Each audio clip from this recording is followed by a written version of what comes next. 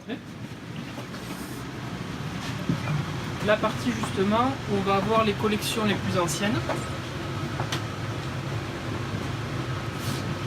Voilà.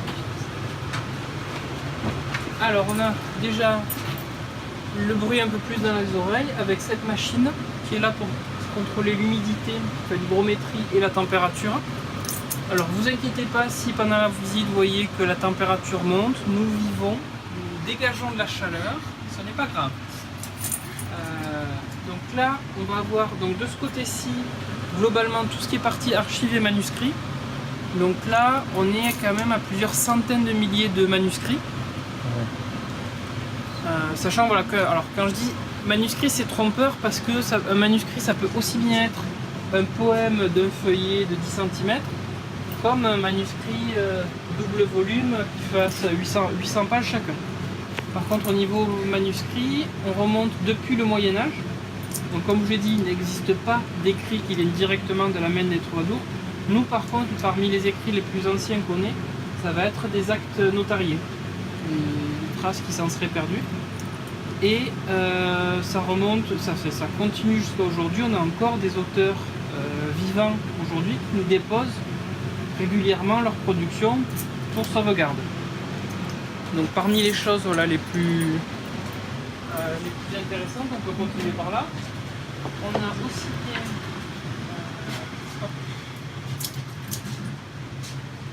alors parmi les manuscrits d'auteurs connus. Bon, justement, là vous avez par exemple un manuscrit original. Tout à l'heure on parlait de ce fameux auteur occitan qui fait partie des plus connus, qui est Frédéric Mistral, donc prix Nobel de littérature en 1904. Là on a toute une série de manuscrits originaux de sa main. Voilà, ça fait partie des choses qu'on conserve ici, sachant que le cœur des collections il est plutôt ici sur le Provence et Languedoc, fin du 19e et 20e. Voilà, on pourra. Alors peut-être que les collections continueront à vivre ici, mais c'est vraiment la période sur laquelle on est les plus complets. Mais on peut remonter beaucoup plus en arrière.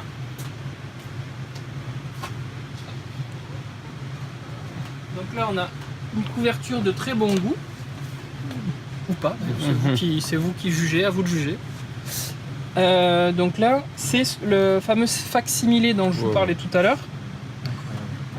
Où là, par contre, on a donc ça le document lui-même. S'appelle le Bréviaire d'Amour. Donc le Bréviaire d'Amour, c'est une encyclopédie. Donc par contre, une encyclopédie au sens médiéval du terme. C'est-à-dire, on essaie de compiler des savoirs autour d'une thématique donnée. Donc là par contre on essaie de rassembler les savoirs qui tournent autour de la notion d'amour.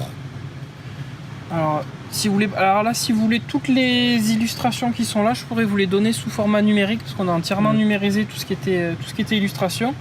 Donc on a autant des partitions, on en a une seule. Alors ce qui est intéressant pour ceux qui ont, je sais pas s'il y a des musiciens parmi vous, ce qui est intéressant de voir c'est que justement sur cette partition ancienne là, alors on n'est pas sur les partitions les plus anciennes qui soient, on appelle les partitions en neum. Ici on a une portée entre guillemets classique, où par contre vous remarquez qu'on n'a pas de clé, ni de mesure, ni de métrique, et il y a une ligne en moins. Donc là ça sert uniquement à donner probablement une idée de la tonalité, haut, bas, ce genre de choses. Ce qui peut expliquer aussi qu'une réinterprétation aujourd'hui d'une musique du Moyen-Âge puisse être aussi différente d'un artiste à l'autre. Parce qu'on n'utilisait pas les mêmes codes qu'aujourd'hui, et étant bien sûr de comprendre les codes tels qu'ils étaient faits à l'époque. Donc là vous avez une des illustrations les plus remarquables. Et par contre une que j'aimerais vous montrer pour que vous compreniez un petit peu mieux l'enjeu. Hop. Voilà. Ici justement, tout à l'heure je vous parlais de la notion d'amour.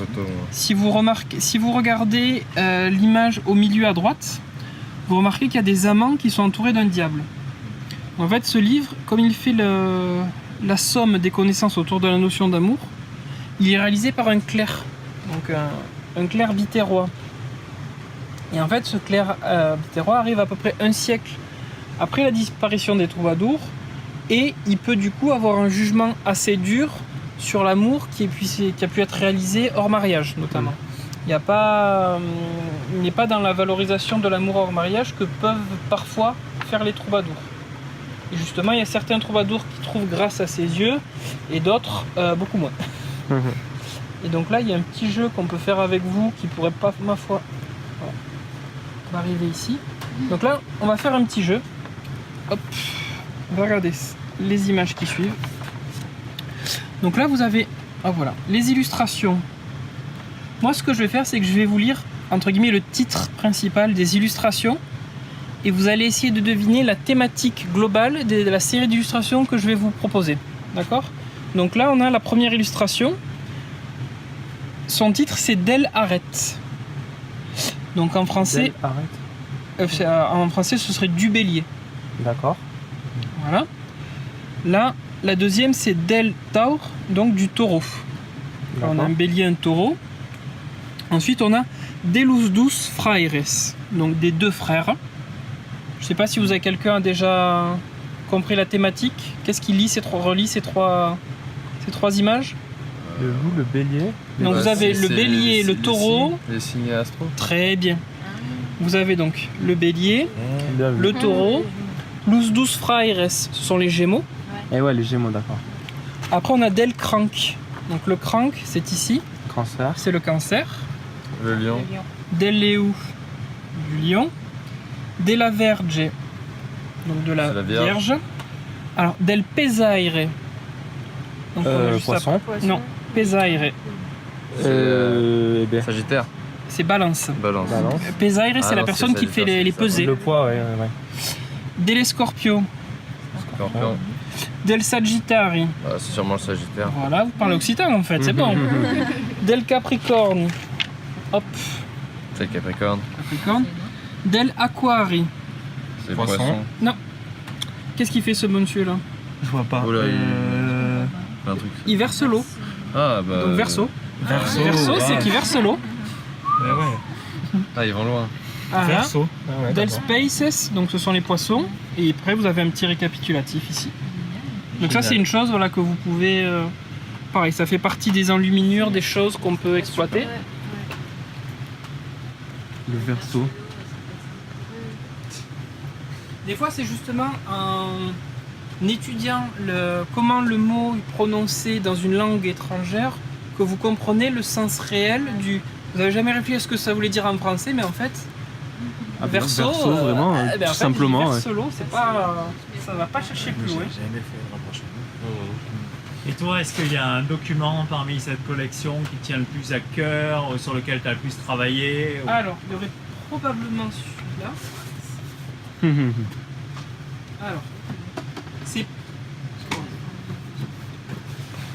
Alors, c'est pas nécessairement... En fait, c'est plus l'histoire autour que le document lui-même.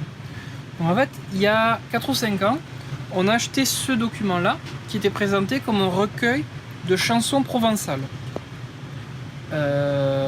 Recueil de chansons provençales 18e siècle. Bon, c'est pas quelque chose de forcément très commun, mais c'est quelque chose de relativement rare. On a payé ça quelques centaines d'euros. Voilà. Pour un recueil comme ça, déjà, c'était une assez bonne affaire. En fait, moi, ce que j'ai fait, la première chose que j'ai faite, c'est essayer, moi, de comprendre quelle était la logique de ce recueil. Donc là, le vendeur, c'était facile. Le titre, au moins, du recueil était en français. Donc, recueil de vers provençaux de différents auteurs. Avec un portrait en regard d'une personne qui n'est pas nommée, donc on ne savait pas qui c'était. Donc moi, ce que j'ai fait, c'est, en premier lieu, j'ai inventorié toutes les pièces qui sont ici. Donc j'en connaissais, pour la plupart, j'avais entendu parler de certaines, et mais je ne savais pas exactement ce que c'était. Et surtout, en fait, j'avais entendu parler de ces textes-là, mais je ne les connaissais pas. Ou des fois, je connaissais le titre, mais ce n'était pas exactement ça. Et en fait, en faisant l'inventaire complet, je me suis rendu compte qu'il y avait des personnages qui revenaient beaucoup. Donc ce que j'ai fait, c'est que j'ai contacté un spécialiste, qui m'a renvoyé vers un deuxième spécialiste, qui m'a renvoyé vers un troisième spécialiste, et le troisième m'a dit, mais en fait, vous avez trouvé, là, vous avez 460 pages de textes inédits sur l'emploi de l'occitan à Marseille pendant la Révolution. Ouf. Mais en fait, alors, on est juste après la Révolution, mais c'est en fait que se disait... alors la noblesse, ce serait plus le bon mot, on va dire la bourgeoisie marseillaise, juste après la Révolution. Et en fait, on se rend compte que la bourgeoisie marseillaise continue d'employer l'occitan. Pas publiquement, mais à des fins de divertissement ou de plaisir dans un cercle fermé, l'occitan est aussi employé par la bourgeoisie à Marseille. Donc là, on a des énigmes, des chansons, on va se moquer de la poissonnière du coin pour ceci, pour cela. Voilà, ce n'est que ça. Et donc là, en fait, pour nous vendre, voilà, alors il faudrait que je retrouve, en plus, voilà, la partition, on nous avait vendu ça pour les partitions. Et effectivement, il y a quelques partitions, mais vous voyez, j'arrive même pas en feuilletant rapidement à tomber sur une partition. Il y en a très très peu des partitions. Ah voilà, hop.